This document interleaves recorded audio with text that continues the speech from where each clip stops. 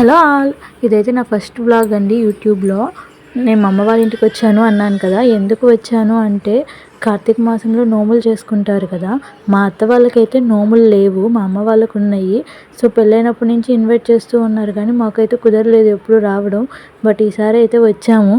వస్తూ వస్తూ వర్షాన్ని కూడా తీసుకొచ్చాము. అమ్మ అయితే ఈ కార్తీక మాసం అంతా పొద్దున్న 5 గంటలకే లేచి దీపం పెట్టేసుకునిద్ది. ఫస్ట్ తులసి మాత దగ్గర దీపం పెట్టుకుని తర్వాత ఇంట్లో దీపారాజన చేసుకునిద్ది.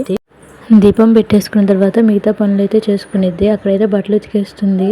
ఇదైతే మార్నింగ్ క్లైమేట్ ఇలా ఉంది, ఫుల్ వర్షం పడుతూ ఉంది. ఇప్పుడే కొంచెం ఆగింది. ఇంకా అమ్మ, నేను, నాన్న అయితే ఉపవాసం ఉన్నాము. ఇంకా పిల్లల కోసం, మామయ్య కోసం దోశ పోస్తుంది. ఇంకా పిండి వంటలు అయితే స్టార్ట్ చేసేసింది. ఫస్ట్ బూరెల కోసం అని చెప్పేసి పిండి జల్లిస్తుంది. ఒక పొయ్యి మీద అయితే బూరెల కోసం పాకం, ఇంకొక పొయ్యి మీద అయితే పూర్ణాల కోసం పప్పు అయితే ఉడకబెడుతూ ఉంది. నన్నైతే ఏం పని చేయొద్దని చెప్పింది. నువ్వు నీ పిల్లల్ని చూసుకుంటా ఉండమ్మా చాలు. నేనైతే ఏం చేయలేదు, మొత్తం అన్నీ అమ్మే చేసుకుంది. ఇక్కడైతే పులిహోర కోసం అన్నం అయితే ఆరబెట్టేసింది. ఇంకా పాకం రెడీ అయిపోతే బూరెల కోసం పిండి అయితే పట్టేసుకుంటుంది. బూరెలు, గారెలు, పూర్ణాలు, ఇంకా 2 రకాల పొంగళ్ళు అయితే పెడతారు. ఒకటేమన్నా సాంబశివుడికి, ఇంకొకటి ఏమన్నా ఈరుల పేరెంటాలని. 2 రకాల పొంగళ్ళు.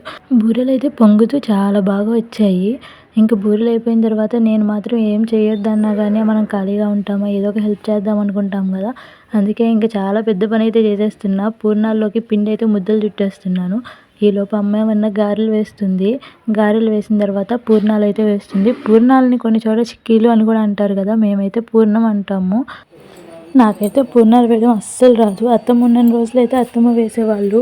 ఇప్పుడు ఎప్పుడైనా ట్రై చేద్దామన్నా కానీ ఆ పిండి ఊడిపోయి వచ్చేస్తూ ఉండిద్ది నూనెలో వేయంగానే. అందుకే నేనైతే వాడి జోలికి వెళ్ళను అసలు. కేదారేశ్వర వ్రతము అంటారు కదా, కేదారేశ్వర వ్రతము అన్నా నోములు అన్నా ఒకటే.